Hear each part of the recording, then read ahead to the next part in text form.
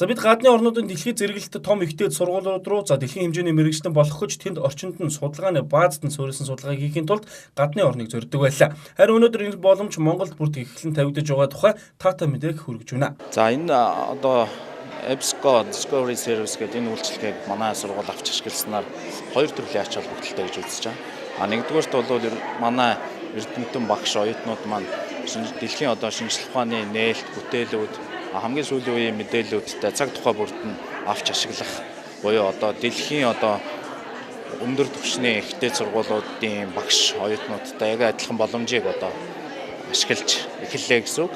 Энэ нь бол яг гэхээр манай багш судлаачдын судалгааны ажил бол дэлхийн түвшинд гарах үд хаалга нэгж гэж бас хэлж болох юм. Энэ тухай гадны томоохон төлөөлөгч ам сайтыг хэлж байсан юм. Энэ үйл ажиллагаа Монголд нэгдсэнд баяртай байгаа талаараа дараах их сурвалж хэлж байлаа. За өнөөдрийн үйл ажиллагаа нь бол Монголд анх удаа санхүү эдийн засгийн дээд сургууль дээр сургуулийнхаа багш оюутнуудад зориулсан тэдний сургалт эзэмшигэнд хамааралтай мэдээллийг нэг доороос хайх цогц үйлчилгээний нээлтийг анх удаа танилцуулж байгаадаа их баяртай байна.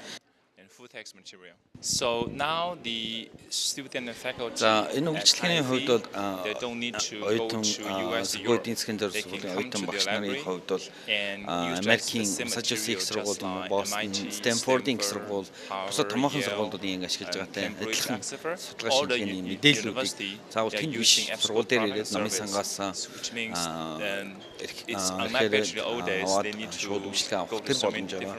Тэдэртэй адилхан гих хэмжээний мэдээлэл авах боломжтойгоор they were at MIT or Stanford or Caltech. Тиймээс дэлхийн хэмжээний мэрэгчлэн болохыг хүсэгч залуус та бүхэн хичнээн гадны оронд мэрэгжил эзэмссэн ч их орондоо ирээд буух хөрс нь эхэндээ хэцүү байдаг талаар холбогдох хүмүүс хэлдэг.